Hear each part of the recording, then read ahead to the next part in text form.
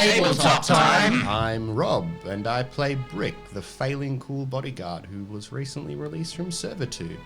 Kinda. And I'm Dave, and I play Delvin. And Delvin's a charming and fairly warm and gentle fellow from the Barrows up north, who's recently done a spate of stabbings.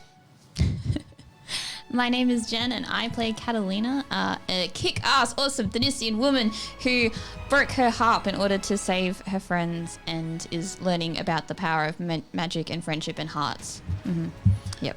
And I'm Jazza, the narrator of this series, and I'm very excited to be entering the world of IRONSPIRE one more time before we take a season break and leap into the reboot universe for Season 2.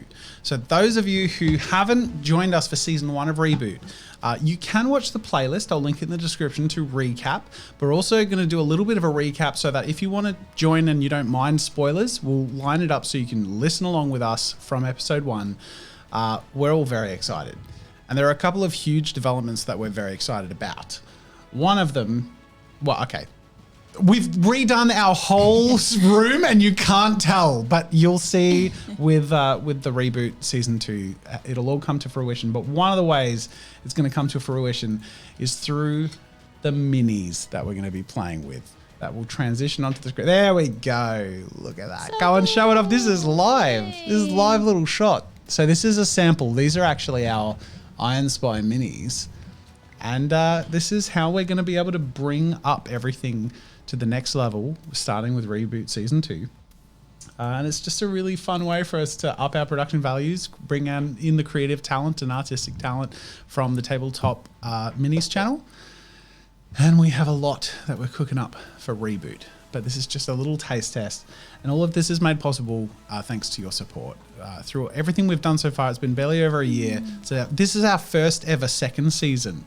And also a huge illustration as to how we're able to up the value of everything with your support. And one of the ways you can support us is actually by supporting the poster that was actually on the screen just a moment ago. I'm just going to bring that back for a second because it's super freaking cool.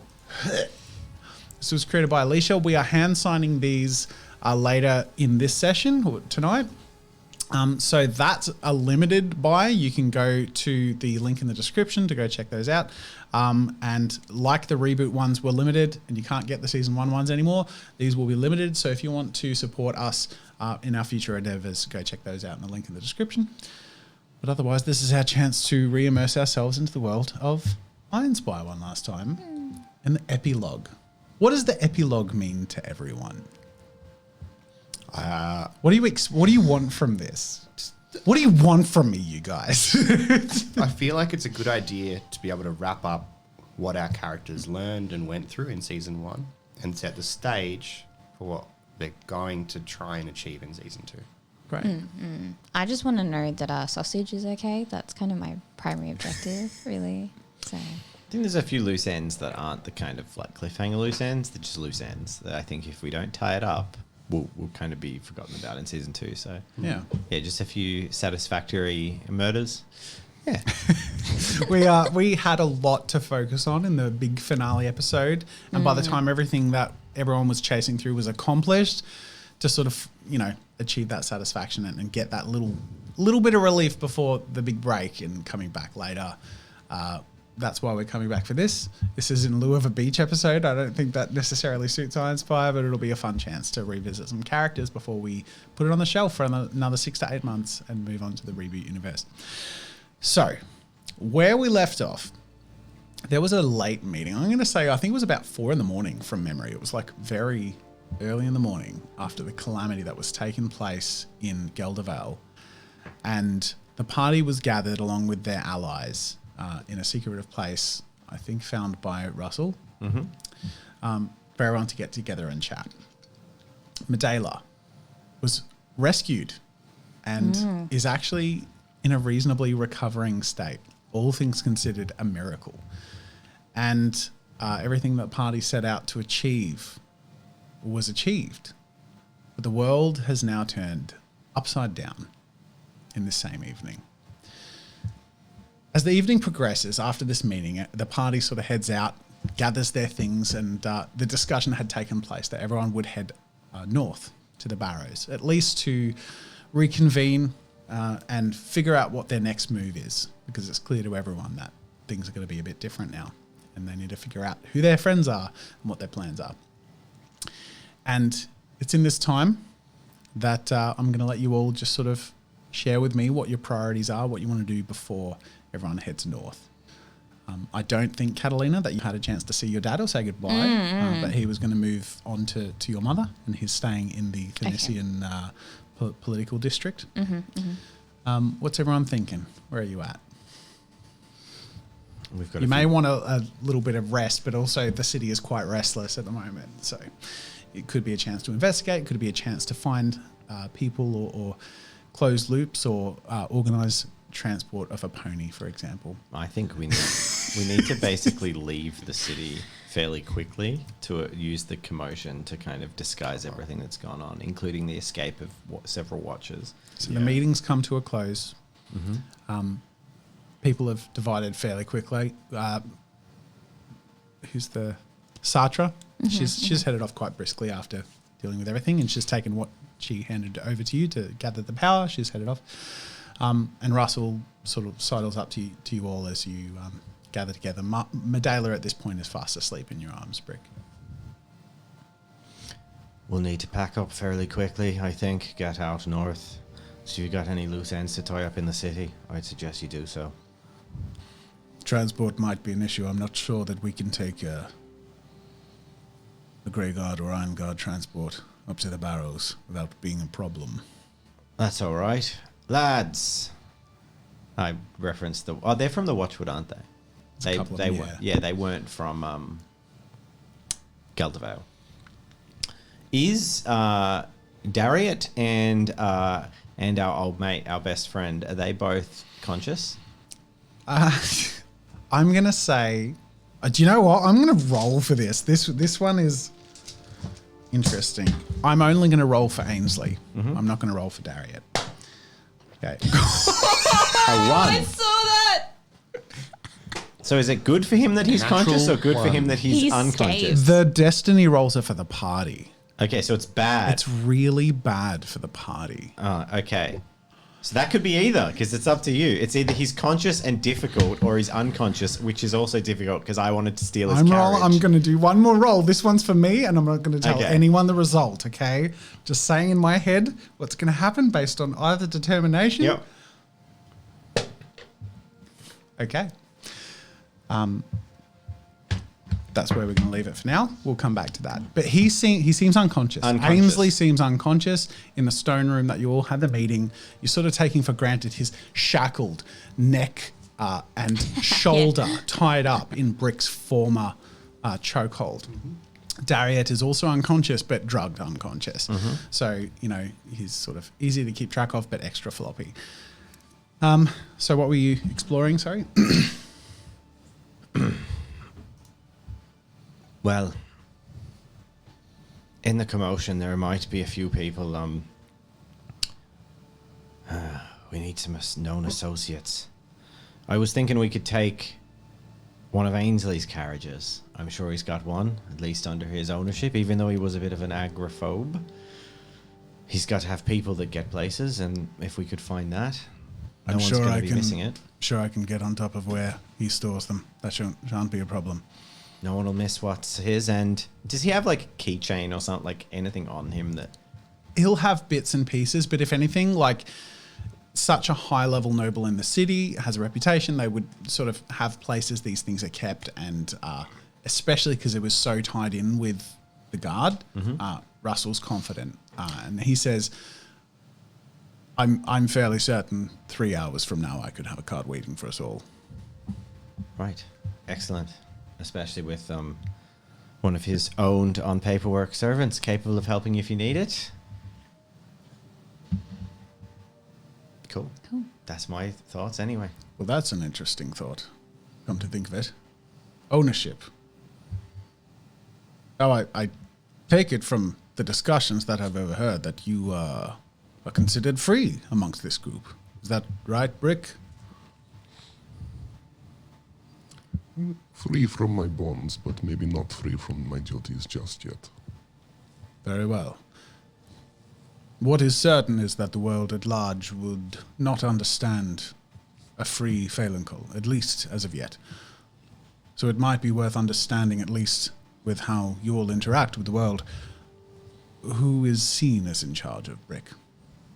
A worthy discussion, but I will leave you to it. I'll see you in 3 hours in the Northern Wall. Good luck, friends. I nod towards Medela and her aunt, and I say softly, Wait, was her aunt there? I don't... she was in town still. We're waiting to meet up with us. Okay, well, I don't think she was in the meeting. Okay, I nod Because towards if Daria was Sleeping there, Medela. she'd be... Yeah, I nod towards Sleeping Medela and say, well, my understanding is with Ainsley out of the picture, the contract should revert back to her former owner. So I guess legally we can have you assigned to whoever you want, Brick. If that is what is needed, not it shall be that. Maybe we make up a fake person. I don't know. New ground to tread anyway.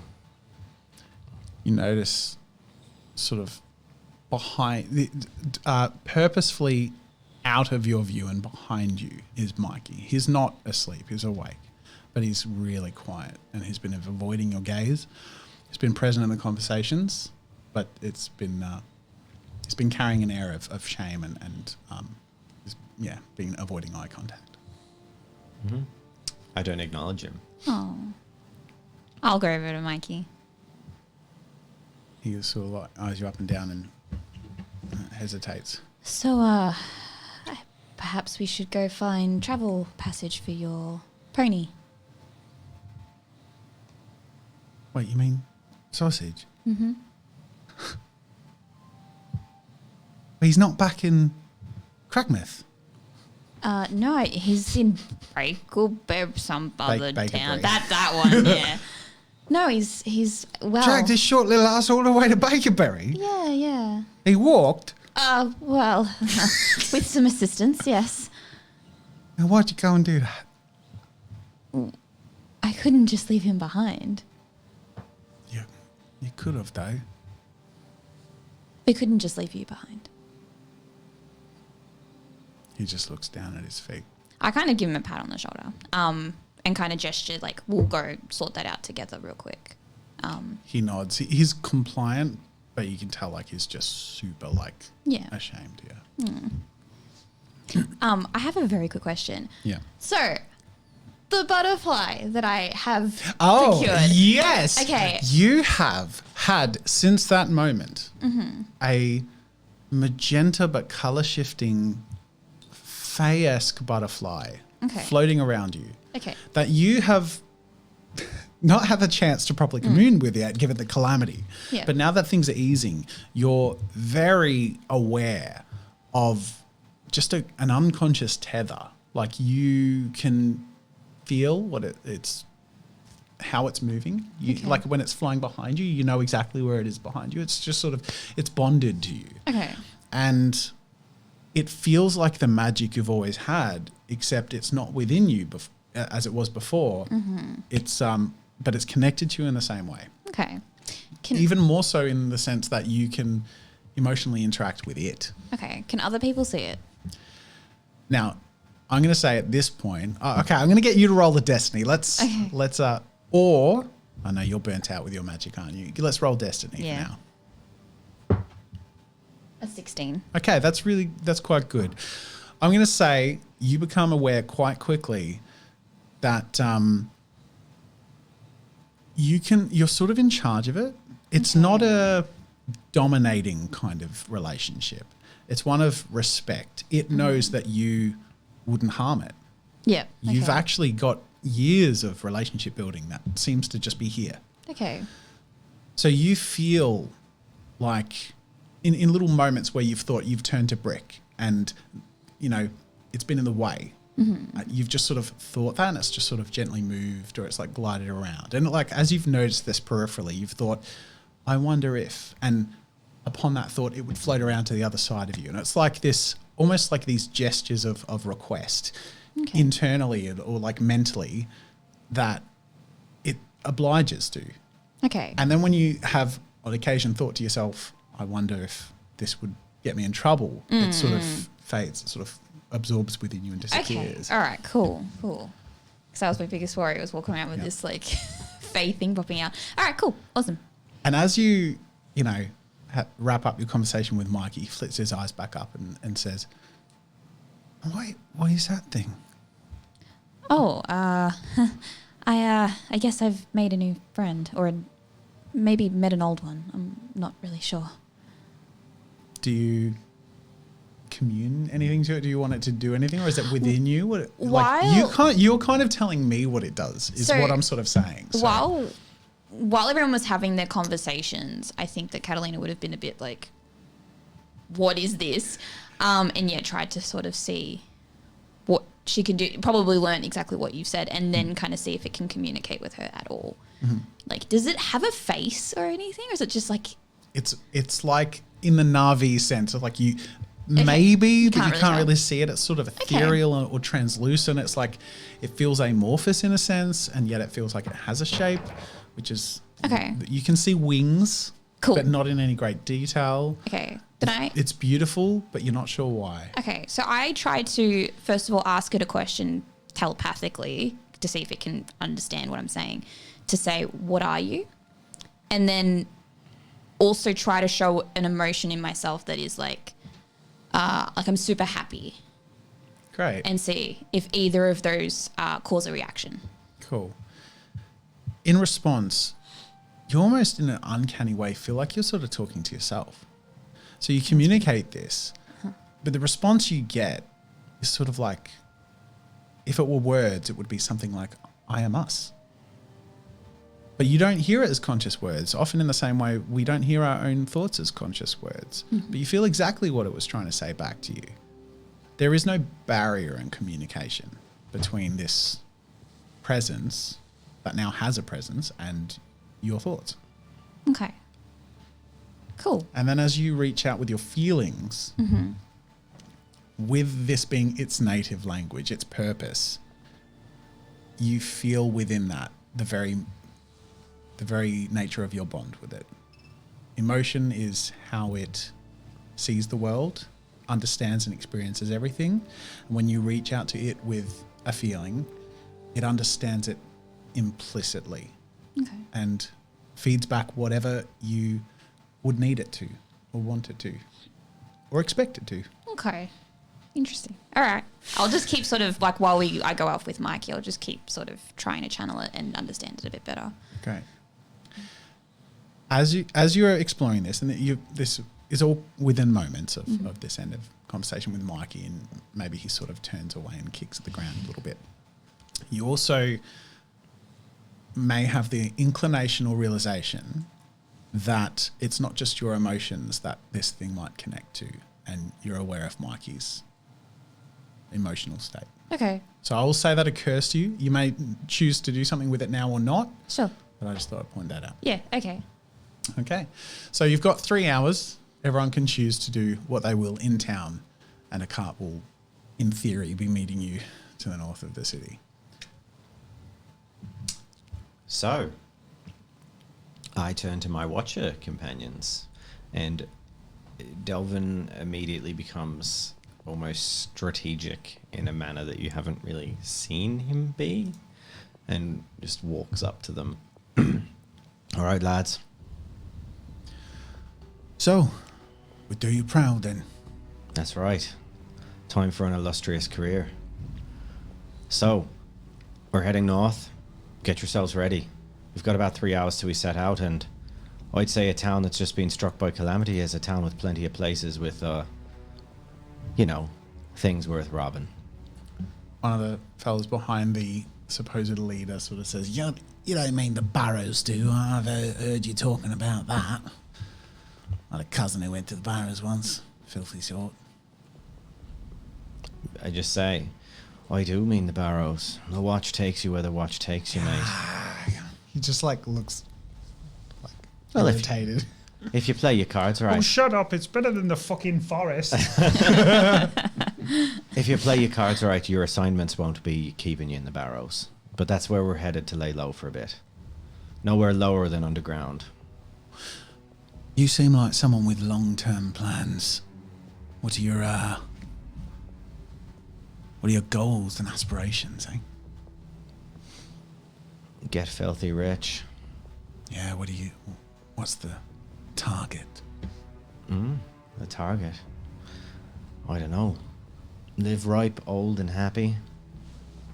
Wouldn't mind toppling this kingdom while I'm at it, but that's kind of neither here nor there. Why do you do what you do?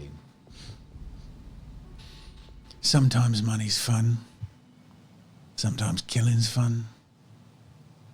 Sometimes I don't have a choice, All right. and that's not very fun. So wouldn't your goal be get yourself to a place where you get to choose which one you want to do and when? And eventually, do what you do. Own others. Well, He's got his own token, right? Yeah. that's the psycho one. Yeah, Yeah.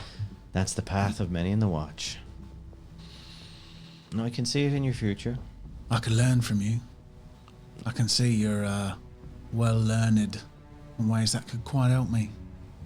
And I'm sure I will. I said this is the start of a potentially long and illustrious career. So, I ain't shaking any of you loose if you don't want it. You're a free man, but you can come with us. Plenty of work to be done. Are you being covert in No. any of this conversation? Covert is in like, we're in a discreet Amongst your part of the group, room. yeah, you're about to leave. but I'd say if you're in a room. amongst and your group, if we're in a room and you're with Mikey doing stuff with the magic thing and you're maybe talking with Mishram or whatever, we're kind of just in the other corner of the room. You could Yeah. hear us if you were listening to us, like if your conversation died down and you listened. So Okay. we're not being extremely so I'm covert. going to just do a perception check for Mikey. Yep. Other end of the room. I'm just going to say, look, challenge level 3. Okay. He doesn't seem to Yep. hear it. You seem to have a private conversation. Cool. Sort of nods, licks his teeth. All right. Where are you men? First stop would be trying to take stuff from the guard will be helping those who are struggling. So I'd say go to the ruins of this prick, and I just gesture to Ainsley first. There might be something worth something in the rubble, but other than that, find people who flee, people who are panicked and rich, leave their doors unlocked. May as well fatten our pockets before we head north. Okay. As you say that, I'm going to get you to roll 2 checks. I want you to roll a perception check, Yep. challenge level 4. Then I'm going to get you to roll, if you choose to, 3 successes. a magic check for your. Do you recall? I've got no mana left. You got no mana. No, left. because I've think we're cooked both, myself. yeah. Okay. It's all right. Okay. All right. The conversations wrap up. And as they do, everyone's consolidating their things and preparing to head off and go about their plans. At which point you notice that Ainsley is dead. It escaped your notice, but the position of his seating and the collar around his throat and arm had cut off his breathing in a way that in the last 15 minutes He just he'd sat without air and his blue face is lilted sideways. And as you notice this, you also instinctually feel an empty vessel that may have had its magic escape it in the last period of time. So, here's the question. So I can usually sense traces of magic happening. And I know I Yeah. can't prevent him from dying. But I have the capacity to push myself and potentially hurt myself to do magic. Yes. Can I feel it escaping and try and like clutch at it desperately? I will allow it. But you can hurt yourself. Now, you have points of injury as do I recall? I don't. Were you I have injured? 1 level of injury from when your spike stabbed me. Okay. And ignored my This armor. is not going to be easy. I'm going to be honest. If you got a decent perception check, it would have been more doable. a 3 out of 4. Yeah. Still failed, but it wasn't. He an died. awful He was roll. dying in the corner of the room, Yeah, and it was yeah. slipping away. So That's you all turn right. away, sort of after his death, and that's sort of like it's that at that point where this unbonding of this shard within him is sort of happening, and you turn around, kind of at the dregs and on the final end of that, and you sense those final dregs sapping away out of his corpse, and you can reach out and attempt. This is going to be a tricky one. So you can reach out. Okay. Okay, mechanically, I'm open for discussion here because I want it to feel fair, and I haven't locked any of this in place. I think there should be 2 magic checks. I think there should be one to find and hold the bond that has released, and I think there should be another one to transfer it to where you want it to go, whether it be within yourself or an item you hold.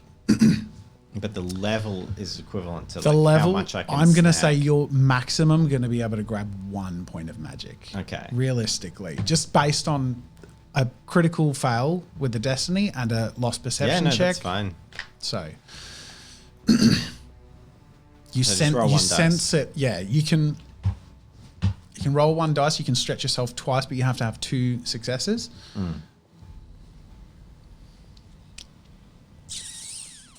Is Delvin a gambling man? I realistically, Do you have any destiny points? No, I I spent think everything. I think we all spend I everything. spent everything. Whoops.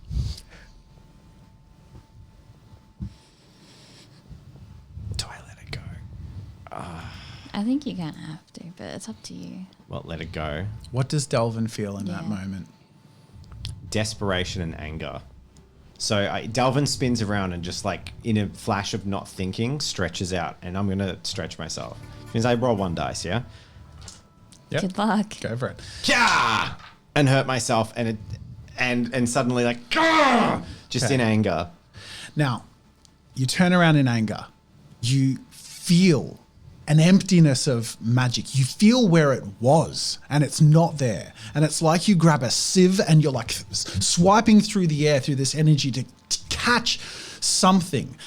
And with whatever is left within you, and then burning past that, you're reaching and you're breaking the very fiber of your soul as you yearn, you're screaming through the sphere of energy around you to find something, and you find these broken tethers, these leftover dregs of an escaped magical energy, this shattered shard that you grab like by the tip of your fingers, and you're holding it.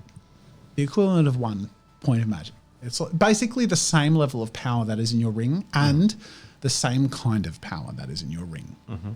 And you're now holding it.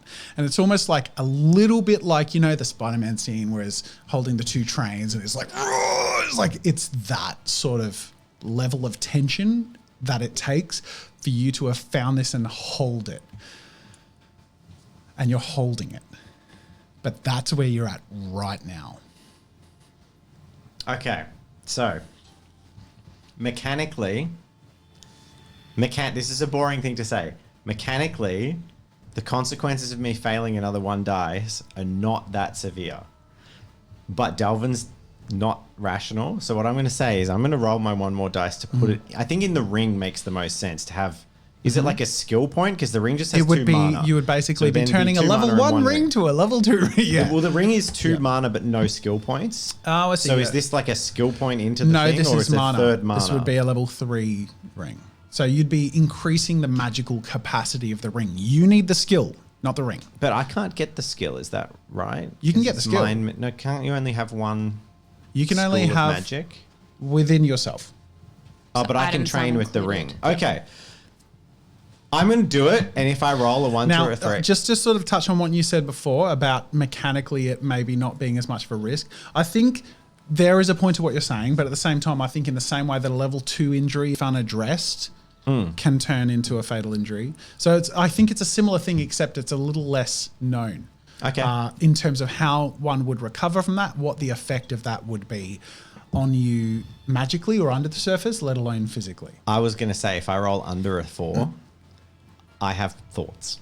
Okay. Strong thoughts about something that could happen to Delvin. All right. And I'll talk to you about it after. Great. It'll be a fun season 2 Roll 6. break chat. Grabbing this, pulls this energy, even though it's tearing him apart, because Delvin is very self-sacrificial. And gets a 4. Oh. Okay. And with a strain of effort and you fucking prick bastard, and pulls this energy into the ring, or it can join its fellow energy. What you do, you actually pull it back and it sort of tears through, and you almost feel like the most direct way to do this is to use Ainsley as like a filter, because it came from him. So you're pulling it back where it went. You can feel the memory of this energy, and it sort of siphons. It's like an explosion that you're like, no, you fucking don't. And you like pull it back in, and it's some of it, the dregs of that explosion come in back into him, and you tear it out of him, and it comes resting within, pulling within this energy within the room. All visual? Do people see that? At this point, yes. This energy that was invisibly moving throughout this space is torn through reality back into where it wasn't expecting to go. And there is a pulse of light in this room as this wisp of bright smoke pulls back in this glowing, almost acidic color into Ainsley, through pulling back and then into your hand. And then the room dims as your ring softly diminishes its glow. And with a down the brow glare. Holy shit, what was that? Says one of the watchers. I pull out a knife and throw it at Ainsley. So it lands in him, or Yeah, that's the intent. Where are you aiming? Just anywhere. I'm not going for a good shot. Just a frustration, like just into his body. Just thocks like right on the side of his head, and it lilts. Fucking prick bastard! Fucking dying on me! Why does nobody watching him? I thought you wanted him dead, said Mikey sheepishly from the corner. I wanted him dead my way. I put my hand on Mikey's shoulder. And then I look at you and say, okay, it's fine. I'm going to walk up to him. Me or Ainsley? Ainsley. Okay. Ainsley. And grasp the manacle, like the collar that's currently constricting him, and just yank it off him. It's mine. And if it just so happens to like snap his arm or neck in the process, I'm okay with that. Yeah, you feel bones definitely displace. Cool. But all of his form holds in its place. It's just sort of limpier and Little bit lumpier looser. than before. Yeah. Cool. Before you do this, I just should have taken Medela away, like just to hold her while She's you. asleep. She's fine. Okay. Then I just... So what's the plan from Put it here? back on. You all do your things and we'll meet you north of the wall. Sounds good. Yeah. See you in a few hours. And the 3 watchers? Was it 3? 3. Head off. One very evil, 2 seemed much nicer. One of them talk like this. I like that one. He's my favourite. So I head over to Ainsley. You guys, what is Brick doing? I just put my collar back on. Okay. Are you going anywhere, or are you just staying with Are you the gonna group? talk to Mission and No, they left. Bash? Oh, did they? Oh, Yeah, they left in the last episode and we told them to head to the Barrows. I liked them. We said we'd meet them there. Yeah. Okay. So let's move forward a little bit. I have one last thing quick that I want Yep, to do. go for it. I'd like to find Ainsley's watch brand. Okay. Just curious. I bet it's So on his I'll cut his clothes open and pull his clothes butt. off. It's on his butt. I'll start in logical, calm places, like taking his top off, but I will continue to remove items until I find his brand. In the middle of his upper back, you see his watcher brand. And inside of one of his rings is sort of like a screw mechanism. You can open that up and you also find his token within one of his larger rings with gems adorned on the top.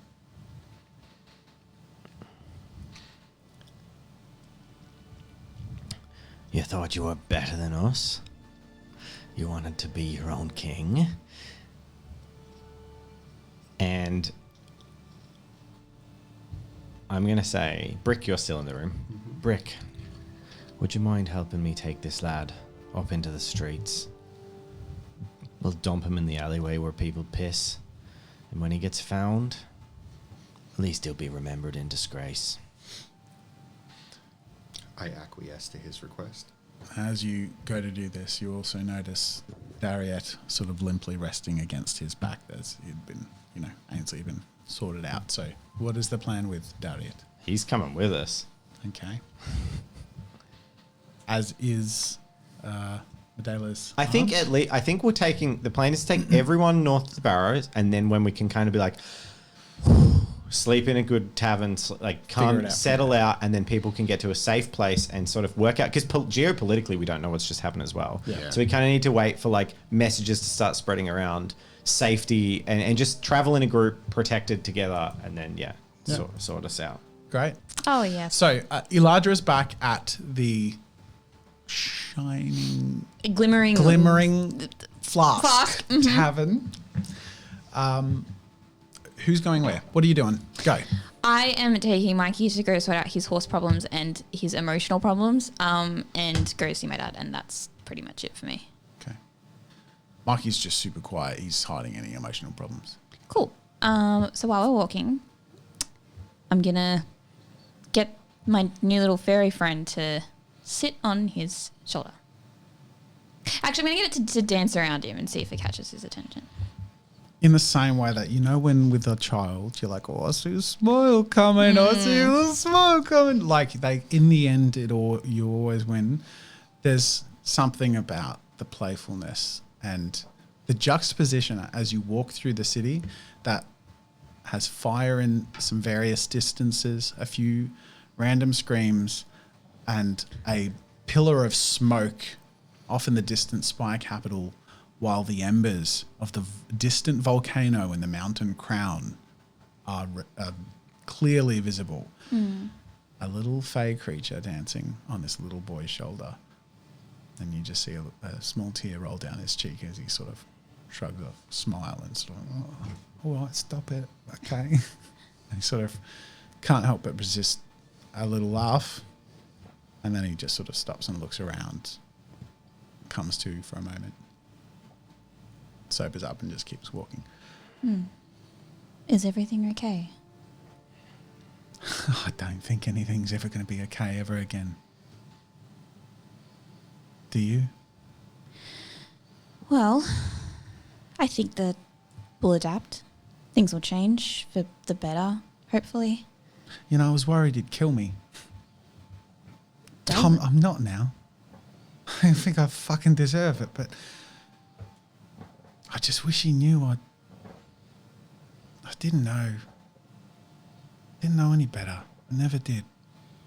And I do now, but it's too fucking late. I think that Delvin has such high expectations of you that he cares. Of me? You're kidding. No, of course he does. No, of course he... Not of course. But that's why he cares. We all don't show it the same way. I don't know how I can show it, but I feel the same way. Just I've never cared about anyone in my whole life because no one's ever cared about me. Day one, how anyone stopped to give a second look at a street urchin, let alone take him on a ride and give him trust, show him some of the nicer things, give him a chance. I don't understand it, but you did. And here I am, and look what I've done with it. But I never had a chance like that. I didn't know what to do with it. I thought they gave me a chance to, and it was before I really... while he's sort of going on, I'm going to bend down to his level and I'm just going to immediately hug him. And then I'm going to push him in front of me so he can see me eye to eye. And I say that we do care about you and we forgive you. It's going to be okay. I don't know if I could feel that unless he said it. I appreciate it, I do. But I know I pushed it too far. I don't know if there's any coming back from it. But I'll try. I swear I'll try. I believe you. I swear my life on it. Well, why don't we go get your horse first thing? All right, let's do it. he sort of wipes, his eyes on his sleeve and heads off. And it doesn't take a lot of figuring out. Basically, you just need to sort out some communication with some messages coming up, but also things are pretty congested at the moment. So there's a little bit of a queue and a little bit of chaos, but also people are running around. So look, I'm going to say it takes you about an hour and a half of pulling some strings, lining up some messages and doing all that. But eventually you're going to be confident that there is going to be a pony sent up a barge north to a Barrowan town and then transported to where you'll be staying. So Great. that is arranged, and you'll have about an hour and a bit left to do what you need to do. Cool. What does Brick and Delvin do? Just organizes things tactically, sensibly, practically, and lets Catalina talk to her dad. Okay. Meditate. Really? Tell me about your meditation, Brick. I'm just processing a lot of the things that have happened, and I don't know how much should I say.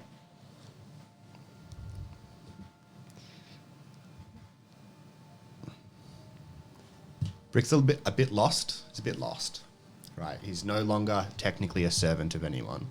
He's accepted his freedom, but now he's got to deal with not having an objective, not having a purpose. So in discovering a purpose for himself, that's more or less he's working on discovering a purpose for himself moving forward. Yeah, and I have an idea of what it wants to be.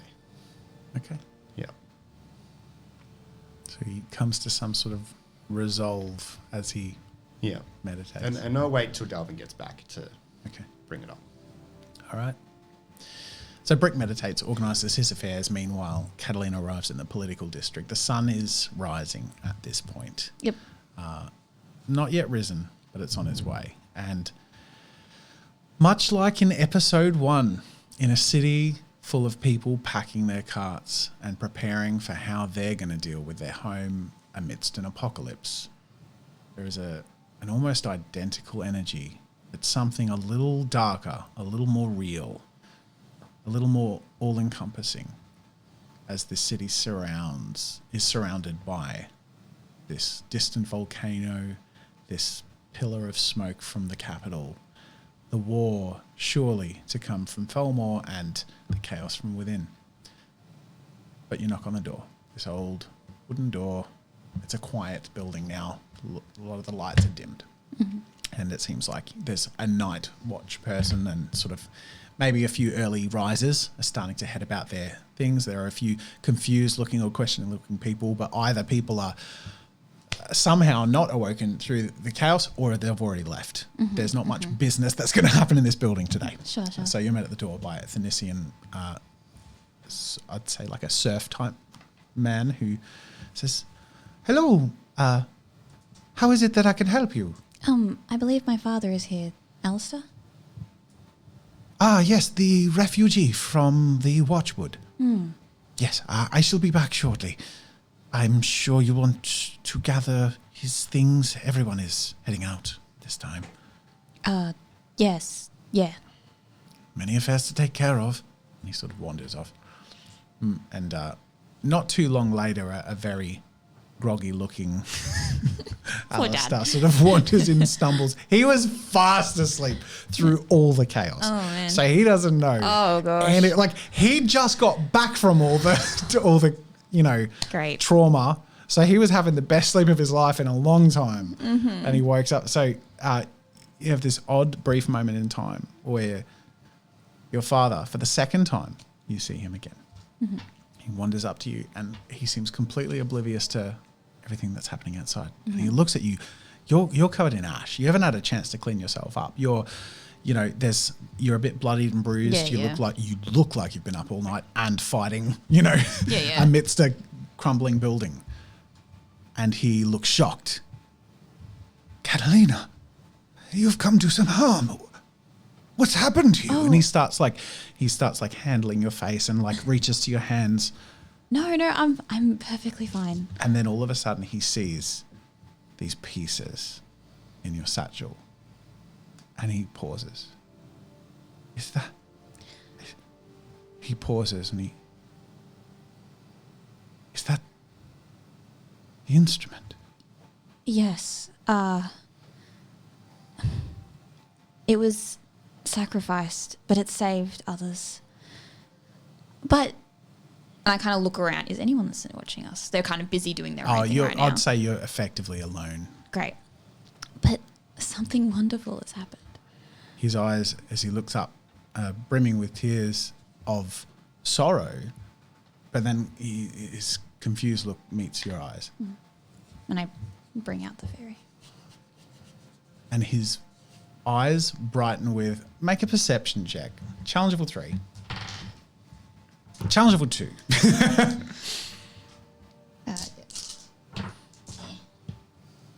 Yeah, you get it. Familiarity. Like 5. There is an immediate sense of familiarity in your father's eyes. Oh, okay. He goes, again. I thought it a dream, and yet here you are. My dear, you're going to be very, very kindly looked after. Do you know what this is? I don't know if I could ever describe it, but you'll find it in due course. There are many stories from long, long ago. I know it mostly through old songs. Pieces of ancient wisdom and magic and harmony, essences that connected with humanity to fill the needs and hopes and dreams that we had and have. It's what I feel connects us in this unseen force, and yet here it is seen. I've never seen her before, but I know her. She is the one who helped me win your mother's heart and find my own. And his tears turn to tears of joy as he clasps your hand and says, it was far out of too hard to keep in tune anyway. You deserve a much nicer one. It wasn't really the harp itself I treasured. It was the story of how I got it and the things it brought to me that I truly treasure. And after all, nothing is lost, he says, and he embraces you. So where are you off to now, dear? I believe we travel to the Barrows. There's and again I kind of be super secretive and just say, we intend to meet with others that shared the similar abilities. I think we plan to start a revolution, to be honest, or try and figure out what's happened, which you have no idea what's been going on, do you? I'm very certain your mother will fill me in on everything, but... just a word of caution when you step out those doors. It's not pretty. A lot's happened. His eyes dart to the windows, and you can see through the windows it's not a normal morning. Yeah. So he slowly nods. Good to know. I shall make haste in my plans and move swiftly. I assume that is something many people are doing, so I will go about my business immediately. I don't know if or when I will ever see you again, and it has been so long, but I fear this is the path, and I certainly hope that ours diverge again soon. I bring out the fairy again, and I say that if she is with me, then you are always with me too. And he smiles, and as you say this, she circles around him, and you notice with your perception check, you got a good roll. You notice a sense of familiarity. You feel it actually within her, a sense of familiarity from her, and you, almost like a memory, feel like maybe once she was his, and it on at least under the surface, it seems to make a little more sense. He bid farewell. Yep. And he, with resolve in his step, heads back to his his sleeping quarters to gather his things and arrange his transport. Cool. I'll take Mikey and we'll head off. Hours pass as Rick and Delvin are astride each other. Medela still fast asleep in Brick's hands. Striding through the city, heading to the north wall. I'm going to say at this point, Catalina will be there with Mikey. I'm going to say Eladra is there also, and the Watchers are sort of have already been tucked into the cart, and there is a large, lavish cart with one Russell at its helm.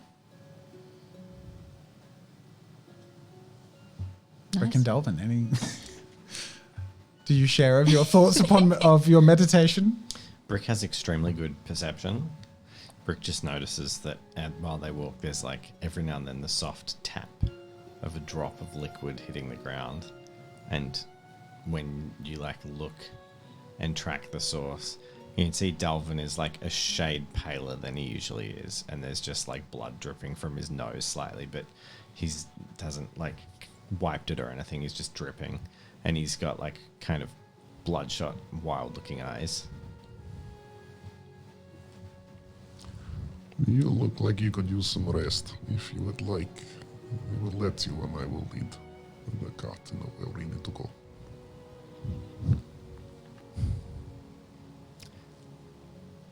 Can't rest.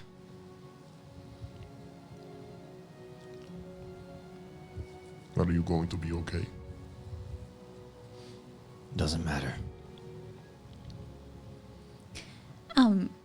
In the front of the cart where Russell's with the horses, is there extra seats? Yeah, it's like a multi. There's a couple of, on the carriage, there's like 8 seats interior and 8 seats exterior. Oh, So there's beautiful. like multiple levels. Okay. Car. So Fantasy card. I love it. No. It's like there's like 2 rows. I saw one yesterday. There's 2 rows on the roof, 1 row on the back, 1 row on the front. And so like 2 people 4 will sit on the horses? front, 4 can sit on the roof, 2 on the back, and 8 in the interior. So it's a Jeez. large cart, interior, exterior. Catalina, if Mikey is willing, I imagine they've been holding hands just to make sure they don't get lost in the bustle of the town. And as we approach, she sees you two and kind of thinks, this probably isn't a good time for Mikey to let his emotions go. So she's going to put him on top of the carriage next to Russell because she knows how much he liked riding the carriage. Okay, cool. And she'll sit with him. And you're all lined up. The wagon is prepared and ready to go. And I think due to a mix of delirium, trauma, and tiredness, there's not a lot of words that are exchanged as the cart swiftly sets off to the north with the sun rising to the far east. So the party heads off to the distance, to the northern mountains, looming up ahead, the Barrows. Snow still melting on their distant peaks for the current rising spring. But it's a long journey ahead. It's going to be a couple of days and it's probably all going to be on the road. At least it's going to be a reasonably comfortable one if people sleep in shifts. It's not it's not large enough for everyone to sleep all at once, but soon enough, everyone sort of figures out the rotations. The most exhausted have already had a little bit of a sleep. So the next in line starts to figure out who goes next.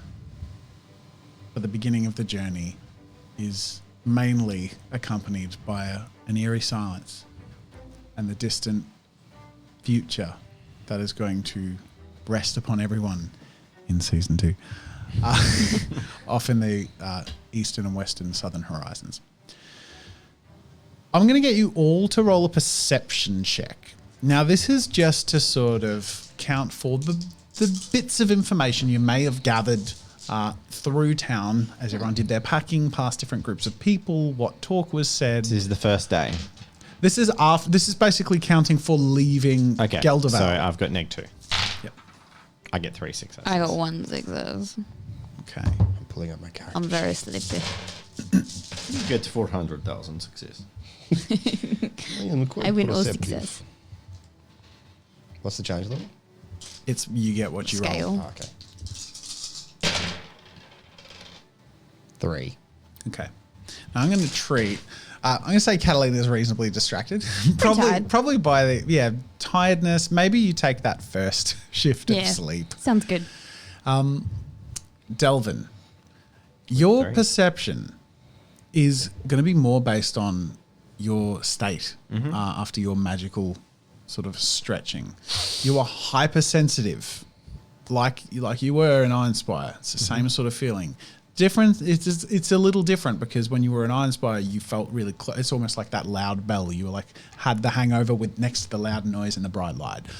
This is a little different. It's like this nagging, draining, twinging pain, but it's far and wide. It's like you feel it coming from every direction in little ways, but specifically from the direction of the IRONSPIRE and the Coldish Crown.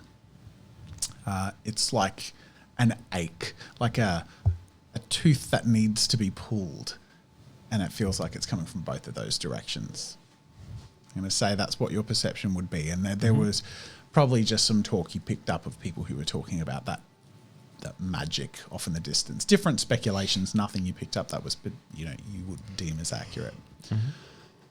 Brick, as you were going about town, you packed up, you meditated, but in your meditative state, unattached but aware of your surroundings, you picked up on a little bit more dialogue. You heard various conversations about rumours that seem to have come to the fore that must be true, the war that is coming from Felmore.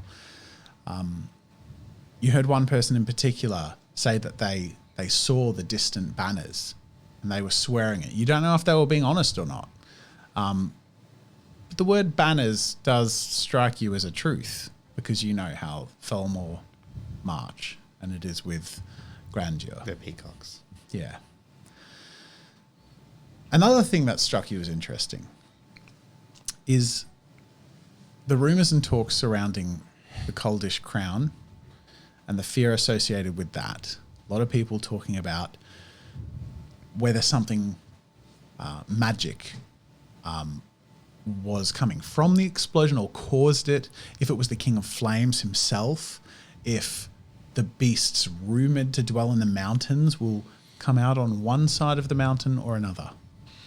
But that's certainly a more nuanced point of conversation that you have picked up from a few less common people, probably more connected people. And they're the little tidbits that you both sort of have from your leaving of the town. But time has passed. The sun is now high after quite a bit of time has passed. How do you imagine your characters spend the time on the journey for the next few days? Quietly. Take us through Delvin's mind state and... His mind state is currently unhinged. Separated somewhat from his humanity. And seething that he was denied his answers more than revenge with Ainsley. He's just kind of staring at Dariet, flicking a dagger between his fingers, rogue style, and just pensive, looking outside, feeling the magic of the world and wondering why everything hurts. Not only him, but it feels like the world hurts. Speaking of daggers and Dariet, he's getting a lot of daggers from his wife, who is insisting on being in the carriage, not out of any sort of superiority, but to be separate from Dariet, who is tied up and at the back of the carriage. Now, Catalina, in this long journey, I'm going to say that this essence, this being that floats around you, you may want to name for season 2. Jen's Navi, always no, I'm got a Or name. maybe it'll tell you its name. Who knows? Sure. Seems to be aware of Delvin's state. Even if you're not at a point in time, it becomes apparent to you through this being that there's an energy, there's an emotion being connected, and it sort of brings it to your attention internally. So you become aware of this seething, this anger, pain. How would you describe it? And disconnection. Disconnection. That's, whenever he overstretches himself, his humanity is detached. not necessarily detached fully, but he detaches like it's it is at arm's length. He kind of doesn't feel connected to it. I think throughout the travel in Catalina's downtime, after she's obviously had a rest, I'm going to document everything that I find, like just to be like, if it does this, this happens. If I, just all the experiments that she would run and just kind of be like, okay, cool, in better understanding how to sort of communicate and control it and be a part of it, blah, blah, blah.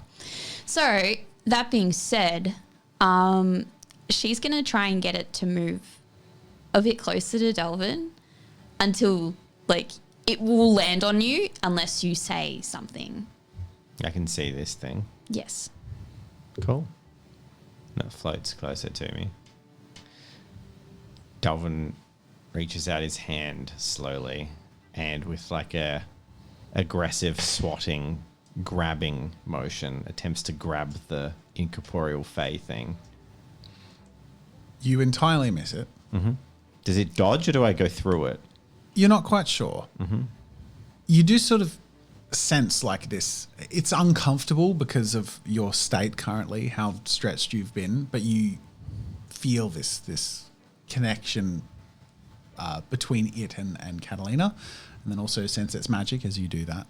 But it also it's like you decided to stare into the sun after a hangover, so it's not feeling great, but at the same time, you feel like you can't impact it. But it does take pause. It seems to sort of stop in its little motion and tilt sideways in a way that seems to communicate curiosity or perhaps concern.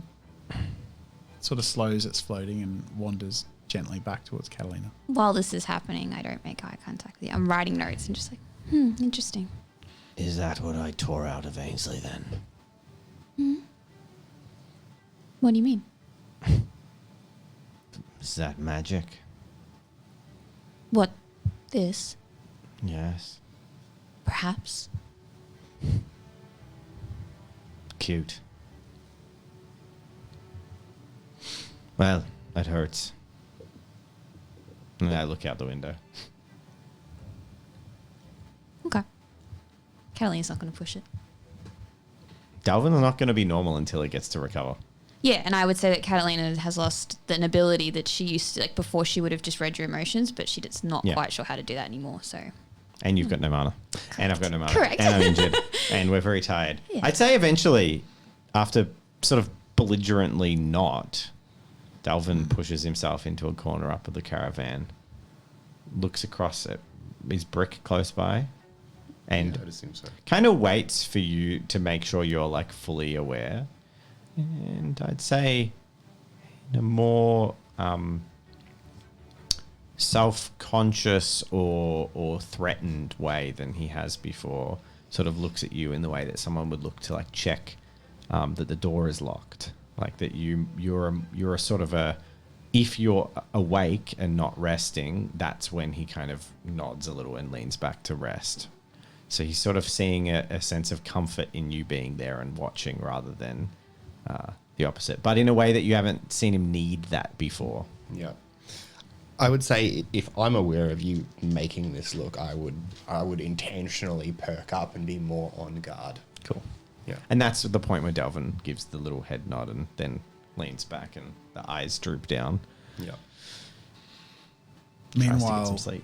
the small figure of Medela has never left Brick's side. She's had brief waking moments, but you can tell she's so exhausted and she's been so, deprived of any sort of comfort or, social interaction that for the brief moments that she's awake, she eats, she reaffirms that she's there, you're there, and she falls back to sleep.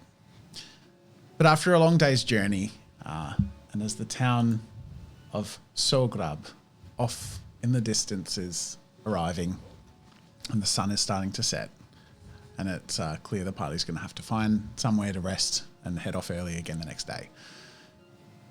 Her energy is arriving back to her and she says, I'm not sure I'm going to be able to sleep tonight. I've slept all day. But perhaps I'm experiencing a kind of tiredness I'd never have before. Thank you for coming back for me, Brick. Thank you for believing that I would. Your neck is skinnier than I remember. She reaches up and I like, put my collar back on. oh, have you? Yeah, back in the Yeah, you house. did. Just Oh, kinda yeah. cut Okay, me she off and doesn't talked say over that me. then. It's cute. I liked it. Yeah. it was So good. she goes, you're wearing the makings of your old captivity. I liked your new look. It will be a captivity of my own choosing. So what is Brick's plan, this new man of his own making?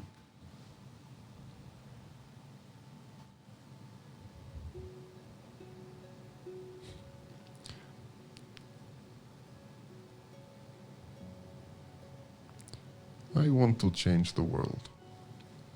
Oh. Starting small, I see.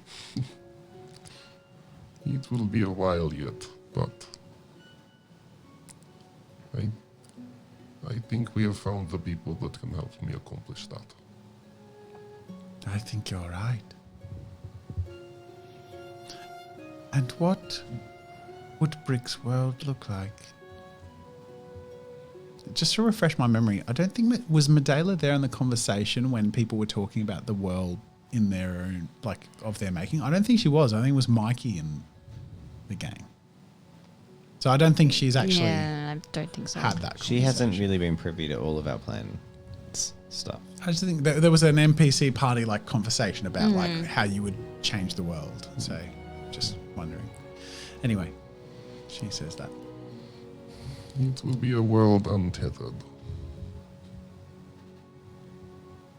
I like that. There are far too many shackles in the world as it stands, and perhaps this very odd group can unshackle at least one thing at a time. As you have unshackled me, and perhaps I you. Rest now, little one. Your body needs it. As you say that, she's yawning already, and the tiredness overcomes her. And I'm going to fast track through the evening. You arrive. It's a fairly stock standard sort of half barrow in town, reasonably looked over by the Iron Guard, Grey Guard. Everyone just finds an inn, rests. There's minimal conversation. People are just about recovering. I'm also just going to, for the benefit of a role play and wrapping up our epilogue, just say that through the course of the next couple of days and the brief travels, that everyone will just recover enough to feel like they can have our final levels of interaction before we close season 1.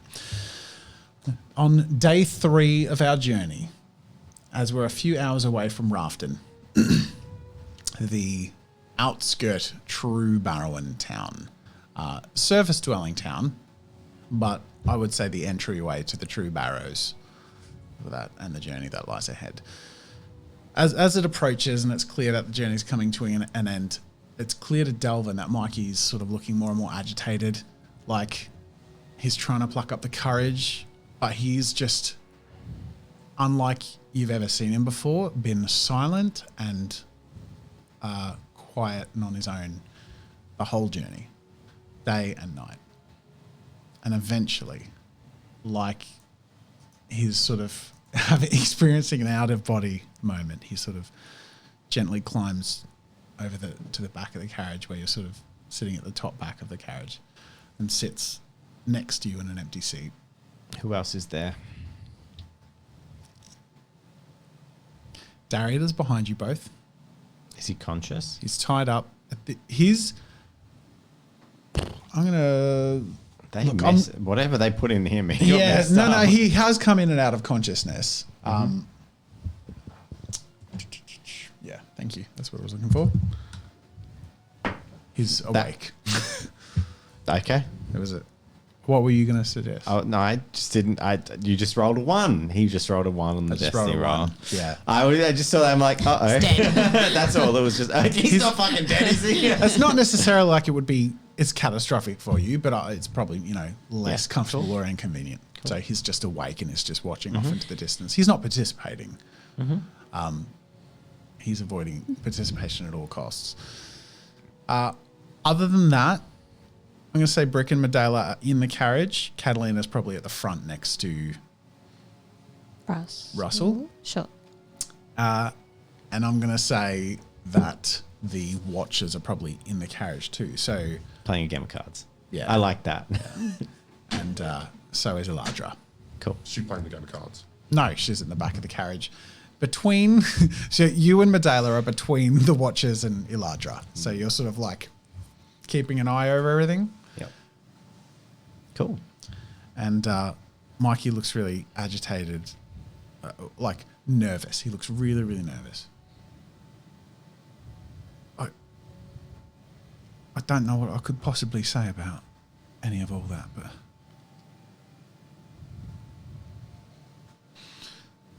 I just got to start. I can't live with myself anymore. What'll you have me do? Whether it be disappear for good from everyone, or, you know, follow your orders till the end of my days. If you want me to, I don't know. I won't complain anymore. I won't buck against it. I want to make it right. And I did you wrong. And I didn't know what I was doing. Well, the first thing you can do is tell me what happened. Because I don't think you've told anyone yet. All right. I'm an open book.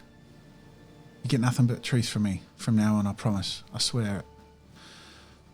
The night that you all went and had that meeting, I had a feeling something funny was going on with the room. Like the walls were thicker in weird places. I'd seen that sort of thing before. So I went out to sort of get fresh air. Followed your tracks because I was curious where you all went. And climbed the funny looking buildings because I know they seem sort of fun. Never had that sort of challenge before, real tall ones. Eventually I saw through the windows and figured out where you were. Lovely looking mill. But I gathered there were some interesting dealings. I couldn't quite get a handle on it. Then when I thought I was spotted, I ran back. And one of Ainsley's, the Shadow as we've come to call her, she walked in the middle of the night, woke me from my sleep, with a bag of gold bigger than I've seen in my entire life. She told me what I thought were truths of the deal that you had with this man, and offered for me to be in hindsight, an agent against you. Not hindsight, I agreed to it at the time. I've never had loyalty before, and I didn't know it until the coming days after that, but I agreed. Made a promise that I'd get them as much information as I could, and they promised they'd give me all the gold I could ever want. It was only too later that it was too late to realise I didn't want it. I just wanted the friends. So how did you give him the information? The Shadow. She touched base with me in the evenings. I never knew when to expect it. The only information I could gather and give them was, they wanted to know about the magic that the group had. I recall trying to listen in to some of the conversations you had when you thought I wasn't, and I started to figure out that ring thing that you were passing around and Catalina's art, which I also saw her play and felt a bit of it. I told him that much. He demanded more detail, and by the time I had more, I refused to give it. And that was the day. That was the day you all left, and I was in town sorting my things out, ready to follow behind, and that's when I was bagged and taken away. And you didn't think perhaps that your betrayal would be met with frustration on the part of the Shadow? I've never dealt with anything like that before in my life. I've always just done what I've felt like and got away with it, you know? It's frustrating, actually, because had you just betrayed her to us, we would have been able to deal with her a long time ago. I was following the wrong trail, the wrong motivation. Big bag of gold looks mighty bigger with little eyes like mine. And, keep in mind, this is the first few days we knew each other. I'd never had a meal like I had that day, let alone the gold that was shown to me. And, it took the next few days for me to realise who was the ones to be trusted. And what did they do to you when they found out?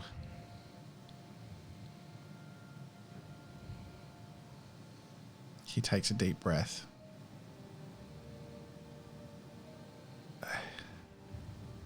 The fat man, he said that it would benefit me, that this is how you get the gold. And he pulls his shirt to his side, and you see a Watcher brand on his chest. He didn't explain a lot, but I know enough to know it ain't good. I don't even know what it means now that the whole building fell apart. But Mikey, how old are you? 15, I think. Never had a mum to tell me when my birthday was, so... You're neither worthy of owning or worthy of being owned. I don't even know what you're talking about. And you're a child. That brand shouldn't touch your flesh until you're at least 16. Well, I honestly didn't want it to touch my flesh when it did, so... As far as I'm concerned, you can't force someone into the watch. So you ain't a watcher. You're too young anyway. But you are one, eh? Like, I've seen how you talk to them, and I've overheard enough to know. I mean... I am. Ainsley said as much, so... I mean, it's on me now. For now. Do you want to be a watcher, or do you want to be free? You recognise on his chest the symbols of the token match one of the ones that was collected. I had a feeling. You have his token. I don't know what it means, to be honest. What do I want? Fuck it, I want to mean something, and I don't know what. I don't know what that means. I'm 15, but I know what you can do. I know I need to make it right. I know I trust your friends. And I know I trust you lot to actually make a difference. And if being owned, being a watcher means I can help that, then yeah, maybe I do. I don't think that you should jump from one set of bonds to another. Mikey, I forgive you. I would have done exactly the same thing if I was in your position, except I wouldn't have been so fucking dumb on the other end of it. Shh. You didn't know us for a bar of soap. You're a kid, and you got offered more money than you'd ever seen. Of course you did what you did. You're a kid. Before you finish talking, he's flung his arms around you. And it's sort of hard to tell. You don't even know if he's sobbing or giggling or not making any reaction, but he's just tightly gripping you. I just let him, but don't reciprocate. Just sort of that sitting firmly still. And then after a little too long of a moment, he sort of sits back, brushes himself off. Right then, yeah, you're right. Like, maybe, well, what do you think, boss? I think when we get to the Barrows, I've got a little friend I need to catch up with. And I'm thinking, and I pull out my knife, I've got half a mind to carve that thing straight off your chest. because I happen to know someone who can make that wound go away. There's never been a chance at getting out of the watch like this. And if in a year you still want it, we'll do it the right way. You know what? I trust your judgment. And he's just holding his shirt open. Not here. Only if the little lad can get it done. But, remember that is a death sentence you wear on your chest. Until then. It's not a good thing to be in a watch, Mikey. It's a cool scar, though. He sort of chuckles. You learn more cool scars if you want to live life doing the right thing. I want you to think about our group and remember that I'm not the person you should look up to. I nod to the front of the cart. There's two people up there that are worthy of looking up to. It's that captain and Catalina. Brick's a bit like you. He's never known a different way of living, and he's done as much bad shit as I have, if not more. And I'm beyond saving, and certainly, while I can teach you stuff, don't try and be like me. It's for people like you that people like me do what we do, so you don't have to be like me.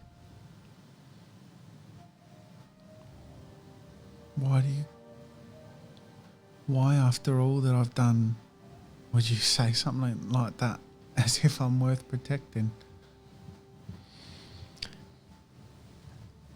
Because I was a kid once, in a dark place, doing bad shit. And someone a bit older than me, with a cheeky smile and more than a few lives snuffed out, found me and taught me that even in the darkest places there are different ways of doing things. And there are ways to help yourself and help others by doing it. So I guess I'm just returning the favor old Edgar gave to me. And on that note, our party, a broken group of traumatized individuals, head off to the Barrows and arrive at Rafton. Who knows what lies ahead of them, but we'll find out in Season 2, Book 2, whatever you want to call it. But they're bound to be dark places. Like the slapping of Dariet. But it is just through that darkness that our party will potentially be able to unshackle and bring some light to the world of Sunder. The end of Season 1. Yay! Again! Yay! The end of Season 1 epilogue. Let's do a Patreon scroll That we can't read. that we can't That's okay, we know it's there in Wait, spirit. no, that's not true. You can read That's it. not true. You gotta read it all. I'll bring it up. No, we're going to share it. I'll bring it up.